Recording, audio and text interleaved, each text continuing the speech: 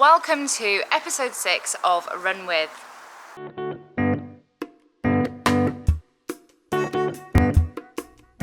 Today I talked to the incredible Sophie Power, an ultra running mum of 2, soon to be 3, who has done some incredible ultras, some of the toughest foot races on the planet, including Marathon Des Sables, Spartathlon and the Spine Fusion race. She has done over 40 ultras in her 10 years of ultra running, and she's got a story or two to tell, but she has got a wealth of experience when it comes to ultra running and with balancing motherhood and everything that brings. Sophie fully believes that becoming a mother shouldn't mean that you give up on your dreams, and I absolutely love this, and I'm really looking forward to hearing from her.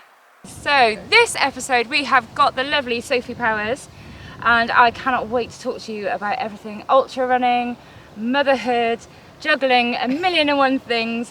But first of all, how are you today? Heavily pregnant. Heavily pregnant! So Sophie is 31 weeks pregnant? 31 weeks. 30, and looking absolutely beautiful for it, I've got to say. Okay, so should we jump in with the first question? Yes. You signed up to Marathon Des Sables as your first race. And you hadn't run before that? No. Okay, why on earth did you pick that for your first race? So I was told it wasn't a race. Okay. I was told it wasn't a run. Okay. So kind of backpedaling. So I was in a really tough point in life. I was 26. I'd been made redundant from a job in finance in a really nasty way. I'd run away to Thailand for a couple of months to learn to kick people in the head. Oh, that's always good. Made me feel a lot better about myself. Yeah. And I was just a bit lost, and I met a friend who just done the Marathon Des Sables. Yeah. And I'd known him when we were training at university in the Air Force as pilots, and we'd done some hiking together. And he said, "You should do this race." And he goes, "Everyone walks it. Like, they say it's a run, everyone walks it because you're in the sand." And he said, "You'd be really good, you're good at endurance. Go do it." And I got home and I called up a charity to try and get a place, and it was 9 months away, and they said, "Yep, you can have a place if you can raise the money." And it was only then that I looked at what it was. Okay. And then I thought I could go for a run, because I don't want to be out all day in 45-degree heat. So then I thought I better start running. So it was, I know a lot of people work out through 5, 10K. Yeah. I'll go in the deep end. Go in at the deep end, okay. And how did you find the whole experience of going in at the deep end to start your running journey, let's say? It was strange because I was not a runner. I was the kid that was second last in the mile at school, and I was overweight, and I never thought I could run. I would do anything not to run. I'd be the cross-country skiver at school, and it was like, well, I have to run now. And I think going straight into ultra, kind of my first race was kind of an ultra. It was a 3-day ultra, and it's a lot of hiking, it's a lot of walking. There's no time pressures, there's no kind of real running technique. It's just kind of going in for these long distances. And it made me see running very differently, as to I'm covering ground. It doesn't matter how long it takes to cover the ground. Maybe it's less stressful that way. Yeah. Now it's like kind of like there's timings and people are competing. My park run, I've got PBs and stuff now. Yeah. But I think it was a good way to get in. Yeah. I guess it just keeps the enjoyment rather than straight away, focusing, like you said, on time or distance and saying, I want to do a sub 30-minute 5K or however people start, and it puts the pressure on them, doesn't it? Takes that fun aspect out of it. But I absolutely love that was your first gig. And so you've been ultra running now for 10 years? 11 years. 11 years. And you have done some incredible races. And I think I've read it on your website. You've done 40 ultramarathons? I think it's 40. I never counted, but it's over 40 now. 40. That is crazy. So what does that average out per year? Like 4 a year, but I guess some are multi-days and some are single days, and I don't race that much. It's quite hard, especially now to be away from home. Yeah. It's just a bit of fun, really. Yeah. You've done UTMB, you've done Spartathlon, you've done Spine, Spine Fusion, the summer Spine version. Fusion. Now, I like an ultramarathon, but these are big daddies, right? So Spine Ultra Fusion, was that your latest one? That was last year? That was last summer. Last summer. And how many miles is that? 268. 268 miles. Okay. I've got some questions about that, because I don't know how on earth you train for something like that, or you get through like the mentality that you need. But I will talk to you about that. But what's been your highlights so far with your ultramarathons that you've done? Oh, that's really hard. I think it's really hard to get over crossing the finish line at UTMB with my kids. Yeah. And then I start crying because that was so emotional. Because they wanted to, my son wanted to do it so much. He wanted to run across. And I think the whole pregnancy journey and then doing that, I think, and I loved the race. It was beautiful, and there was no time pressure because I was just trying to finish. I think Spartathlon was crazy because it was the first time I'd ever had a coach and a plan, and I'd taken running seriously. Yeah. So I ran just for fun, kind of, I'd rock up at ultras and do quite well, but I didn't train. Like 30 miles a week would be a big week for me, and I'd still go and do a 100-miler. And Spine was tough. Spine was tough. But I think I find something in every ultra. I think the people you meet, some of my best friends have come from ultra running. So when you look back on the highlights, there's the finish lines, which are amazing, but actually meeting new people and finding out more about yourself actually kind of comes up there, as well as the medals. The ultra running community as well. It is really, I love it. I think everybody just embrace. It doesn't matter your abilities. It doesn't matter where you come from. It's just all encompassing, and everybody's there to support one another, and it's really, really good community. Do you think it's better? Not better, but do you think it's well, maybe better than a normal, say, fast marathon? The fast runners, the elite runners, that kind of community? Well, they don't get to chat. No, they don't. I mean, they just run really seriously, and I haven't done a road marathon. Have I done a road marathon? No, because I like the chatting, and I think the thing about ultras, especially the stage races, are great fun. I used to do a lot more of them before I had the kids, but you're in a beautiful country, so kind of Iceland, Bhutan, and Cambodia, and everyone runs a race during the day, and you often spend time with someone that you've never met before. Yeah. But then you all come together at camp at night, and the fast runners mix with the guys that are hiking the whole thing, and you share everything. And there's no elitism. Kind of everyone is respected as a runner, and you just find out some amazing stories and get to know the real person. Whereas you meet in real life, it's like, what do you do for a living? And that's the last question anyone's going to ask you on an ultra. So I think it's you have time together. Yeah. Whereas I find kind of people racing, people have time goals, and they're very focused. And I did a marathon just to get a London Marathon qualified. I did it on a trail path, and no one's interested in chatting. I'm like, this is going to be a really boring few hours. Like, what am I actually going to do? I'm just going to run. I was like, okay, I'll just run for a few hours. And I'm not used to not chatting. No, I completely get it. I think the people I've met on ultras has been, whilst I'm on the go, and you do a bit together, and like you said, you're talking and you're chatting and swapping snacks and salt tablets. It's really, really good community. What would be your worst race so far? The one I nearly died on. Okay, so what? So I was out in Cambodia on a stage ultra there. So 250 kilometers, 6 days, kind of the standard kind of stage race format. And after day 3, I was leading the women's race, running really well, really happy. And I went to a coma. Wow. Because I had hyponatremia. Okay. So everyone was being convinced to drink a lot of water, and it was very humid, and I'm really small.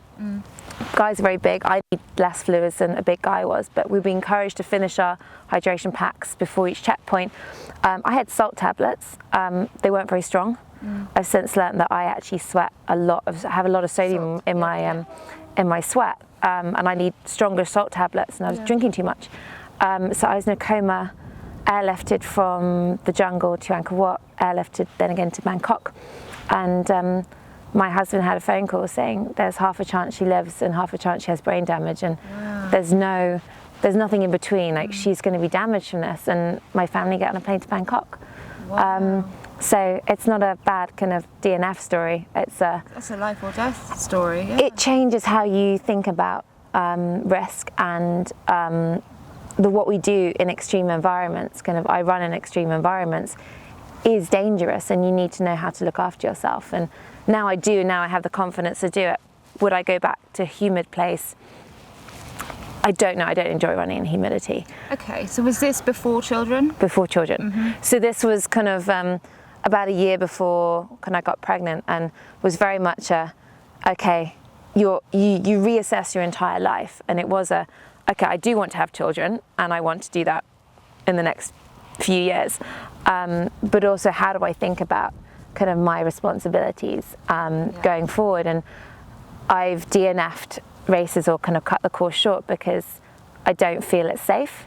So I did a Grand Trail Cornwall, which is 105k, and at 75k point there's a natural finish point, and I was going into the night and I was not comfortable on the trail, and I called up hubby and said, I'm gonna DNF this because I've done 75k, I've done an amazing race, it doesn't feel right anymore. We had kids by that point, and he's just like, well, of course, that's the sensible thing to do, and not to push things beyond. It's why I'm so kit focused, because I'm prone to hypothermia. So on the spine, I was very much, I need to protect myself. So it does change how you race and how you think about things, but it doesn't stop me doing things. I'm much more cautious than I think I used to be. But I think that's obviously a good thing, because then you haven't got the same situation as what was happening in Cambodia, even though you were being told to, but now I guess you've got another responsibility, a higher responsibility, and so whatever you do now, there has to be that thought process. Is this safe for me? Do I continue?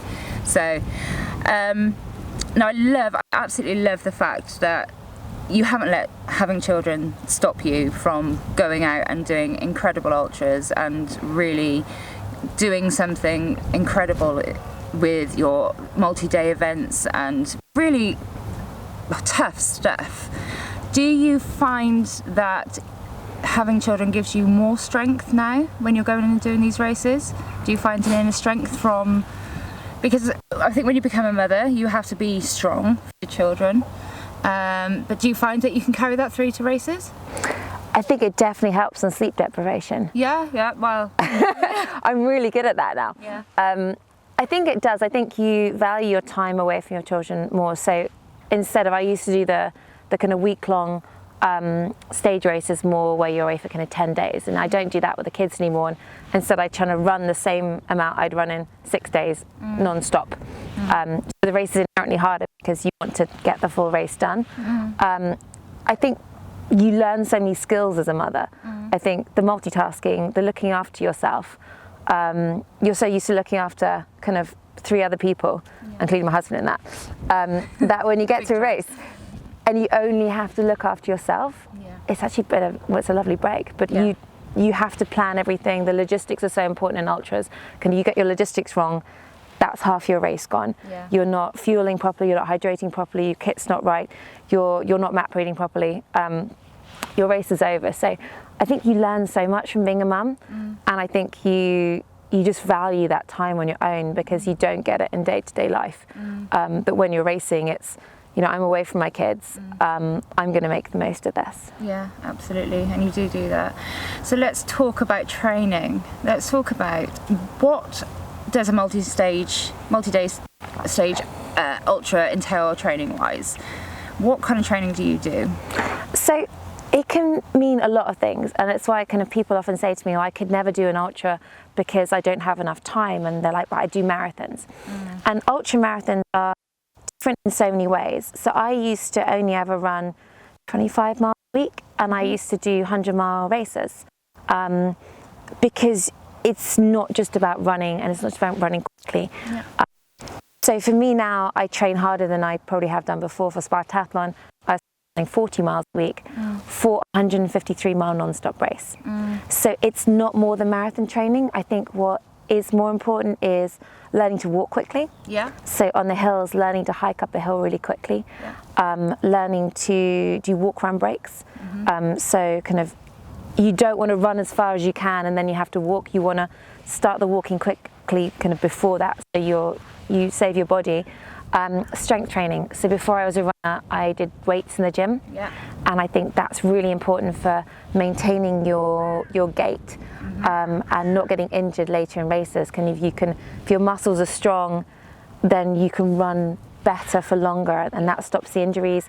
Certainly on the trails out here, kind of ankle strength is really important, and making sure your hips are strong and your glutes are strong. So I think it's a different kind of training. Yeah. Obviously at the elite end, it looks very much like elite marathon training with the hills thrown in. But I do think that anyone can finish an ultra, and there are so many races that have walker starts, where you've got kind of a 30-mile kind of hilly race, but you've got kind of 10 hours to do that, 12 hours to do that. So it depends what people want to get to. I think now I'm definitely more competitive than I used to be, because I want to do the harder and harder races, and I've started running kind of the 24-hour track kind of format, which I think is really interesting to start doing more next year. But okay, so that's the goal after baby number 3, get back into. There's a few. There's always goals. I think it's everyone's like, what's your next race? And it's all about having fun. Yeah. I think kind of I've got. Do you think that changes? Do you think what you want to go for race-wise? Do you think that changes depending on? So they're quite different, aren't they? Because like Marathon Des Sables in the desert, it's, you know, to me hard. It's dry. It's hot. And then, you know, you've got Spine, which is whereabouts is that?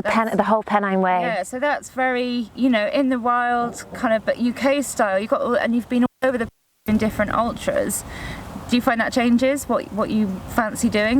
Like next year, maybe track a 24-hour track race? I think I've never really, if I thought what I would be strongest at, it would probably be 24-hour track, because I like running. Probably 48-hour track actually, because I quite like going through, I quite like being sleepless for quite a long time. But I think I'd certainly like to see what I can do and increase my base speed. I've never really trained for a marathon, so I think it'd be interesting to see how quick I could get over kind of a trail marathon. I'm not a fan of the road. So no plans to do a road marathon? I had a place for London. Actually, the plan was if they were doing the Mass London, I'd have run it at the weekend, waddled it at the weekend. I think it's part of kind of understanding, and I know that a friend's doing. I probably do it in a fun way in fancy dress. Yeah. But I definitely want to kind of get back out into the mountains. Yeah. And there's a race called Tour du Géant, which is kind of like the Spine race. It's a non-stop race over less than a week. More remote, more climbing. So there's definitely that to train for. Yeah. But I definitely want to be finishing them strongly and upping my training to do that, because on these non-stop events, the quicker I finish, the quicker I get home. And in Spine, I actually had my parents put in a time limit on me. So you've got 7 days to do it. And I needed to be back for nursery pickup, which meant I had less than 5 days to do it, because they had to go off somewhere. So they were stopping the childcare, and there was no one to pick my kids up from nursery. So they're like, well, you've got 5 days, you better be quick. Yeah, I love that you're being driven by, I have to get to nursery. the entire pacing schedule was done on, I need to make this train home from Scotland so I can get there for nursery pickup. So how long did it take you to do Spine? 119 hours. Wow. Just under 5 days. And you made nursery? Yeah, maybe, and I couldn't walk. So my feet were so infected, they were so swollen, I could barely walk, but I made nursery pickup, so it was fine. That's amazing. It's like, yep, I'm here, I made it. I'm here, like, just not in person, really. I'm here somewhere. And when you're racing something like Spine, what do you do about sleep? It's a difficult one. So Spine it's set over, there's about 5 checkpoints you can sleep at.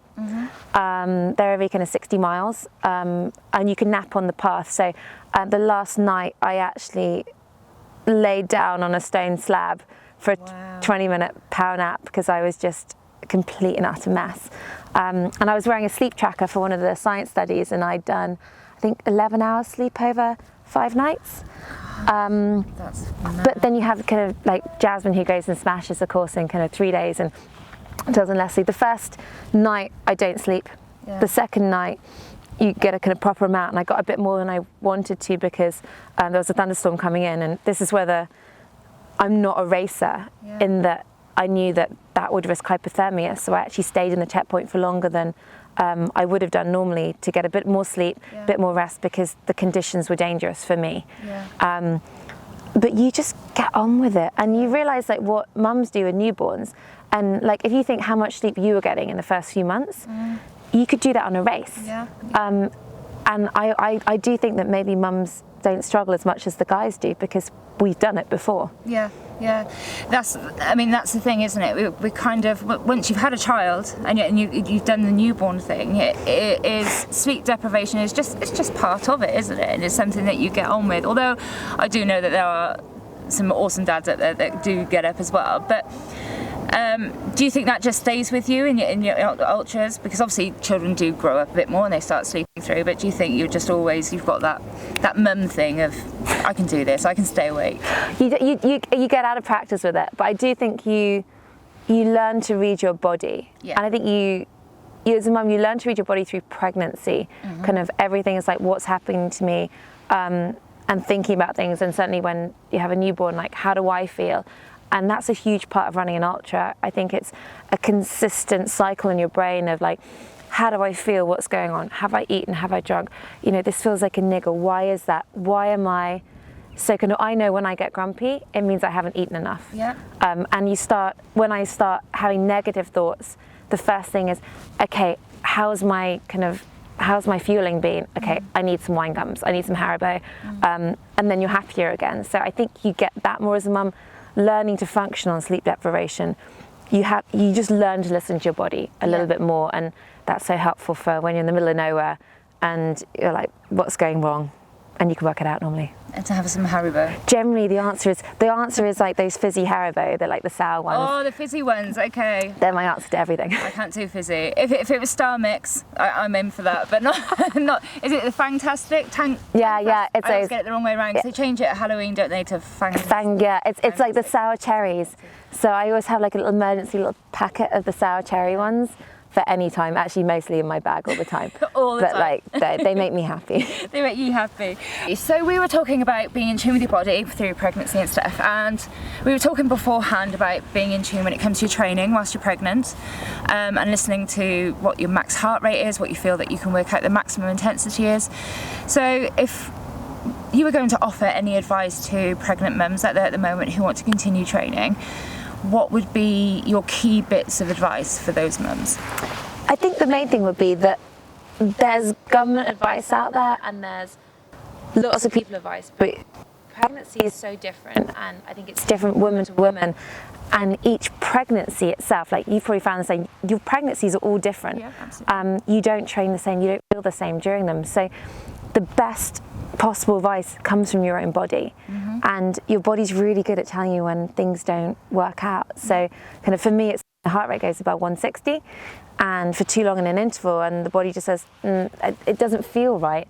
So I know that that's my max, and I know when I'm too tired and when I'm exhausted I don't train, or I kind of finally do some of that stretching stuff I'm supposed to do that I normally don't do properly. Nobody stretches. But I take that time and say, well, I should probably do that. I think definitely have the medical supervision, kind of telling people what you're doing and making sure things are safe for the baby. But people are keen to say, oh, you need to sit on the sofa and eat cake. And actually the best thing for you is to stay active. Labour is an endurance event. I mean, labour is an ultramarathon. Being a mum is an ultramarathon. I think there has been some kind of study that likens labour and pregnancy to going through an ultramarathon. And it's harder. I mean, I remember having this chat with some guys on a 100-miler, and as to what's harder, giving birth or running a 100-miler, and I'm like, giving birth, and they're like, no, it can't be, and like, this is such a tough race. And like, guys, I've done both, and for your wife's sake, whatever she's done giving birth to your children is way harder than this 100-mile that you're doing. So just go home and say thank you to your wives, because like it is so hard, and then the weeks after are so hard, and we need to be fit. Because and then you're like taking this baby, and it's like a medicine ball. And so you need to be moving that baby, and if you've never lifted weights, and I've got a hamstring injury, I'm really focusing on arms and back, because I know I'm going to be having this awkward breastfeeding position here, and then putting my back up, moving, kind of have like this side to this side in bed, and it's tough. And then you get the 2-year-old who kind of wants to be carried around and thrown around both at the same time, and so you really need to be fit. And I think kind of having that confidence in your body, being strong, makes you more confident. And what you don't want is to have kind of the back pain, to have not be able to be kind of fully there for your kids. And being strong through pregnancy and being fit is one way you can really protect yourself. So yeah, so definitely listen to your heart rate, which is individual, because we were talking about our differences in heart rates. Like Sophie said hers is like 160 top. Mine was more like 150, and it is very personal to you, isn't it? But you're, like you said, you listen to your body and it tells you what you need to do. It's something I think that's probably what helps women in ultras, because like we said, they're more in tune. And let's talk about, so we've done the tips in pregnancy. Now, you've trained through pregnancies before, obviously, because there was that viral picture of you breastfeeding 3 months old whilst doing UTMB, which was just a really iconic image. Just, I absolutely love that image, and I'm so glad that it went viral, because actually people were seeing a mother doing amazing things whilst breastfeeding and providing for your child, and it opened up a whole discussion about women in sport and new mothers. How did that make you feel when that moment happened? I don't really know what to think. It's funny, and I'd say kind of it's 2 years ago now, and it's completely changed my life in terms of what I want to do and what I want, kind of the impact I want to have. I think, I mean, we weren't really aware the photo was being taken. I mean, Alexis asked my husband, and we were just like, I'm like, no, I'm breastfeeding. Like, what are you thinking? And then we realised it'd been really a struggle to get to that point, and they weren't going to delay my place, and I'd been trying to get in the race for 4 years. They wouldn't defer my first place I had when I had my first pregnancy. So I thought, you know, if this helps them change the rules, it helps one mum see something and think she can go for it too, then fine, you know, release it. But I didn't know what Instagram was. I didn't know what anything was. And I think since then, so many women have shared their stories with me, and so many kind of much research I've done. I'm trustee women in sport now, trying to get kind of women and girls like the right, the equity to be kind of no one missing out on the benefits that sport can give. So for me, it's been a complete change of what I want to do, and it's opened up a whole new avenue for you of how I see that picture change so many women's lives, because it wasn't about, okay, when your baby's 3 months old, you've got to go run 106 miles. And this is the thing, it isn't like, oh, you know, I mean, of course it was amazing that you were out there doing it, but most women wouldn't be doing out there doing it. And I wouldn't do it again. Probably if somebody turned to you and said, I'm thinking of doing, you know, a 100-mile ultra in the mountains 3 months after giving birth, then of course probably your advice would be, no, don't do it. But it was more than that. It was more than, look at this amazing thing. It was amazing for other reasons, and it's given you a voice to talk about, you know, equality with men and women in sport and mothers, and it's given that option for you, and so many more people are talking about it, and you've normalised a lot to do with breastfeeding and running and sport, and it's just wonderful things. Have you got any tips for new mothers breastfeeding and exercising? I think the breastfeeding is one. I think it's it's really painful to go 16 hours without feeding your baby when they're exclusively breastfeed. You were expressing at the aid stations as well, right? I was like, for the first 16 hours, I didn't have access to a pump or anything, so it was like squeezing behind trees. Like, it was through the night, so your supply's a bit less, but I wouldn't want to do that again. No. And I think it's about hydration. If you keep your hydration up and your fueling up, then actually your milk supply is absolutely fine. And so not worrying about that, because mine wasn't depleted by the race at all, so I think kind of having that confidence that yours won't be. But I think the big thing about new mums is, and it's what a lot of the discussion of the picture was, is you have this kind of social pressure that shouldn't be there, that you should be all about your baby, and you should be 100% baby. And to me, the only thing the partner can't do is give birth and breastfeed. And there's no reason that you should be considering anything different from you than your partner. And they're still going off and playing football or doing whatever they want to, go off cycling. Mum should have that time to themselves too, and retaining a sense of your own goals I think actually makes you a better mother. Yeah. I always say kind of my kids kind of like feel like, oh, do you have mum guilt when you go for a run? It's like, I have mum guilt when I don't go for a run. Yeah. Because I am a happier person afterwards. More balanced. I'm more balanced. I've got more energy for the boys. Yeah. They love kicking me out the door. Dad definitely gives them better snacks than I do. I look at what's gone in the car and like chocolate biscuits, right? Yeah, go to. But I think it's so important to the mental health as well as physical health. Absolutely. And I think running or fitness, or even if kind of your thing is drawing or doing yoga, I think it's having that sense of self just helps you get through motherhood, because it's really hard being a mum. And there's so many drains in your time, and there's so many people kind of, whatever you do, it will be wrong to someone. Yeah. So you might as well do whatever you want and make sure it works for you, because you're the only one that can judge that. Yeah, I absolutely love that, and I agree with you 100% on that. I know for myself that I am more balanced with exercise, with just going and having that time away. You need to, I like to use the phrase a lot, you need to take a step back in order to go forward. And I think it's kind of the same when you've got kids, and you need to take a step back from family life and from being that person and being, you know, you've got to be the strong person for your children, you've got to be the responsible one. Just take a step back and do your own thing in order to be better at your job, I guess. And you also inspire them. I think, look at my kids, and they're both like, they're kind of, the boys are 2 and 5, and they're pretty good trail runners. Yeah. But it's also the active family lifestyle. We live outside. Yeah. They run up and down hills. They see mum running, and they also, I think, kind of, they start to realize quite early in life, kind of, people say men are stronger, men are faster, kind of, men are the athletes. And it's no coincidence that the mother's level of exercise is linked to their kids. Yep. So the more active we are as mothers, the more active our kids will be, which is brilliant for them. But the more likely they're going to say, you know, kind of, especially if you have daughters, like, kind of, women are athletes. Yep. And women can do things. Yep. And it's not just the guys that should, kind of, the boys that should kick a football around. Like, we can do anything that they can do. Yeah, and now I'm having a daughter, it really is kind of in my brain even more that it's important to inspire our kids, because I grew up not doing any exercise, and I feel I've missed out on so much, and I feel I'm so lucky to have got that later in life, but I want her to grow up thinking she can do anything her brothers can do. Yeah, absolutely, absolutely. Do you think now it's getting better within sport with women? Do you think there's getting more equality, or do you think we've got a long way to go? I think we have a huge way to go, and I think, sadly, I think COVID has put us back. I think if we look at the amount of additional childcare and responsibilities women have taken on compared to men, we're not getting kind of the time that we may be used to.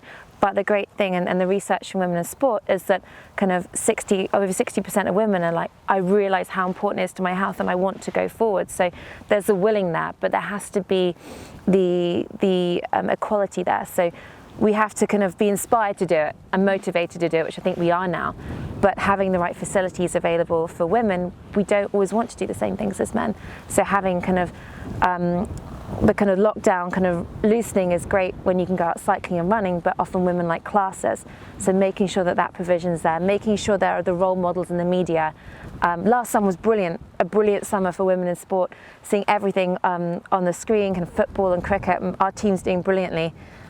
And when sports come back, it's been the male sport, the men's elite sport that we're seeing, not the women's. Yeah. So there's so many different kind of ways that we need to inspire women to get into sport and make sure we're protecting them. We need more research into menopause, we need more research into menstrual cycles, into childbirth. There are so many points where we need to make sure women are supported back into exercise, because it's so good for us. So there's so far to go, and the more I kind of end up kind of working in it, more I end up researching, the one side I get really frustrated that there's not enough and we can do so much more, and I'm like, there's so much opportunity for so many more women to get active. And the kind of This Girl Can campaign has inspired so many, and how much more can we do? Because, like, you know how important it is to you, and I look at women like, I really wish that every girl and every woman had the same possibilities that I have to kind of have the benefits of being active. Yeah, absolutely. I love that. And hopefully we'll start making waves and really getting into it and getting more women active, more women mentally, for mental health as well, I think, for women especially, having that escape, definitely. I knew that was going to happen. I could see it coming out the corner of my eye. Okay, so last couple of questions. Let's talk about some mental strength. What is something that gets you through a really tough patch in the ultra? Obviously you've got your children, but what other things can we pass on to other people to get them through a tough patch? I think it goes before you sign up for the ultra. Okay. And I think it goes to finding the why you're doing it. Yes, I love that. And I think kind of, if I think about DNFing and why I just pull out of a race, it's if you're signing up to something for the wrong reason, if it's because someone else says you should do it or it look really good in social media, you're going to DNF, because when the going gets tough, you have to have a solid reason inside yourself, and it's a kind of a personal challenge, or it's kind of I've worked towards this and this is kind of my finish line, or I just really want to be out in this beautiful countryside. So I think kind of knowing why you want it, and I think kind of one of the things, so I paced one of my girlfriends for the last 50 miles of the North Downs 100 last year, and she was like, I want to finish more than an hour inside the cut-off. So I was running alongside a lot of people I wouldn't normally run alongside, and it was really interesting, and there was a guy there and we were 92 miles in, so he's got 8 miles to go. It's not very far, and he was just going to quit, and he was going to walk into the next aid station and quit. And so I ran ahead to the aid station and said, don't let this man in the aid station. Like, don't let him in. Let him go by. Let him go by. But it was very much kind of, I said to him, how are you going to feel tomorrow? Yeah. And you're going to have lost these 92 miles and you're not going to finish. And you can finish, and you can do so much more than you think capable of. And visualize finishing, and visualize pulling out now and the next day. And can you just get yourself through those 8 miles? And he finished, and he thanked me afterwards, and it was like, you just have to go through that point. And then what you have to do is, for your next race, remember that point, remember that time that you hit the wall, remember that time where you thought everything was lost, that you had no more energy, that you couldn't do anything, and you still got to the end, and then bottle it up and use it for the next time kind of it happens to you. And you'll be able, and more you do it, and I think the great thing about ultras, and I'm sure kind of marathon runners have it too when they hit the wall, is you can use that across your entire life. So you're in like that awful meeting where everything's going wrong. You're like, it's not as bad as when I was like in the middle of the desert. 92 miles in, and I wanted to finish, And you can use it when anything gets tough and things get stressful. You can go back to that and say, what did I draw on then? Kind of, how did I feel then? How did I feel when I got through it? And it's such a brilliant kind of experience to have. I guess it's one of the reasons I love taking on the really difficult races, because I know that I will learn something about myself and I will become stronger. No matter what happens, if I can do my best, I will become stronger. Yeah, I love that. Yeah, absolutely. I think I might have to remember that one for future. Where there's been a tough spot, and there's been many. Lots. There's always lots, right? And you must have a whole catalogue of, you've been all over the place running different ultras, so you must have a whole heap of, remember that time? Yeah, that was really bad. That time was quite bad too. Right, okay, we're getting quite cold here, so what we're going to do is I'll do a would you rather question at the end of every interview, okay? Yours is, I think, well, I don't know actually, because we're sat in the cold right now. But you can only train one way for the rest of your life, and that's either summer training or winter training. Which weather conditions would you go for? Summer. So I am not good in the cold. Okay. Although I'm not really good in the really hot heat, but summer you can always go super early in the morning. No, that's cheating. No, is that cheating? You've got the hot, or you've got the cold and the wet. Oh, I'm gonna have to go hot. Cold and wet, I'm not. My hypothermia risk is so high. So my husband does the ice ultra in northern Sweden, and it's great because it's a race I could never do. Yeah. But he loves it. So he's all geared up and he loves it, and he's got these amazing pictures of him with like these icicles coming from his beard that he's grown for it. And I just can't do that because I would be in a little kind of shivering, and I mean I was borderline hypothermic on the spine, the summer spine, not the winter spine, the summer spine. Does that play a role in what races you choose? I wouldn't be able to do the winter spine. Okay. I wouldn't take on 100 milers in the winter. I've got Raynaud's syndrome, so So is that when the fingertips? I don't have great circulation, so it does play a huge part in that. I don't mind being out in the cold. I love being out in the wet. Yeah, the rain's good. I think we have to look after ourselves, and I always think about races and kind of, I want to move in a race, I want to move forward, I want to run.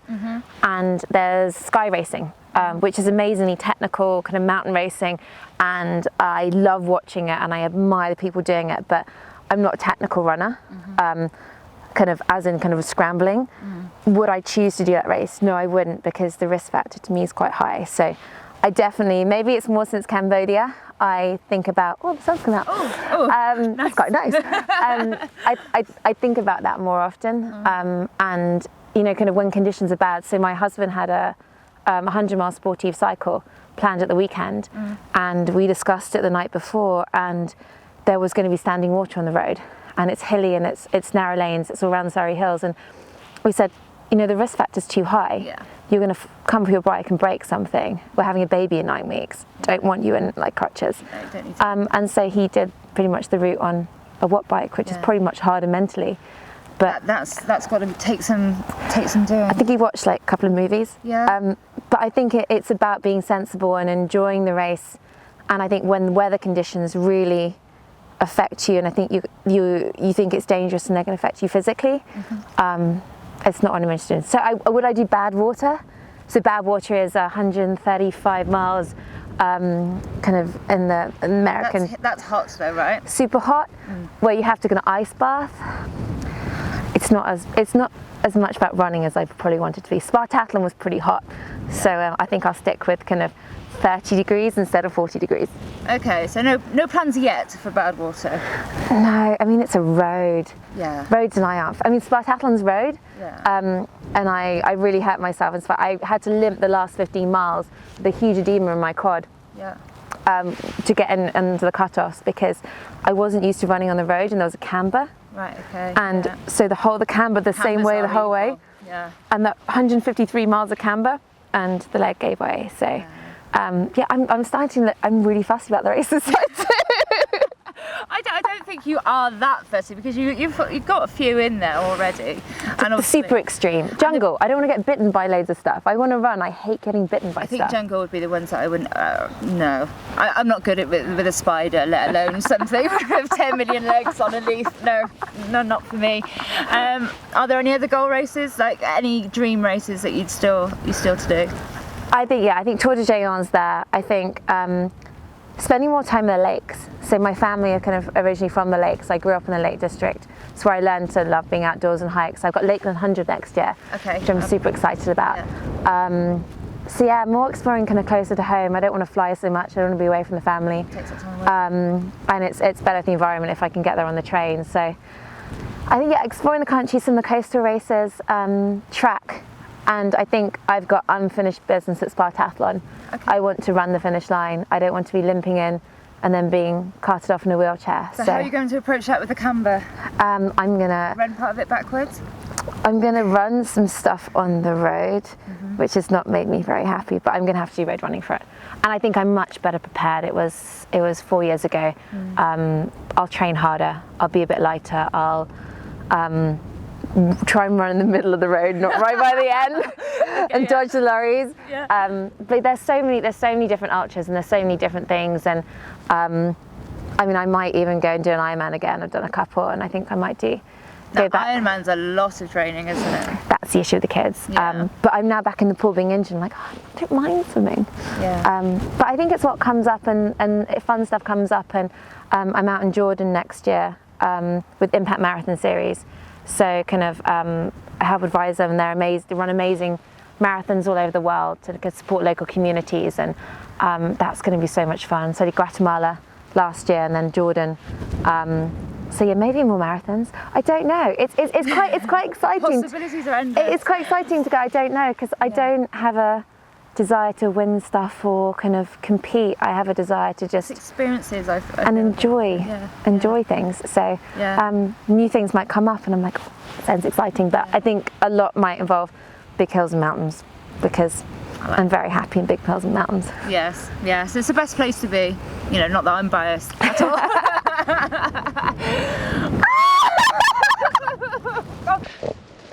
Sophie and I have gone for a little hike and she showed me Martha's Hill. We went on the move because we were getting a little bit windswept. But that's it for this week. Thank you very much to Sophie.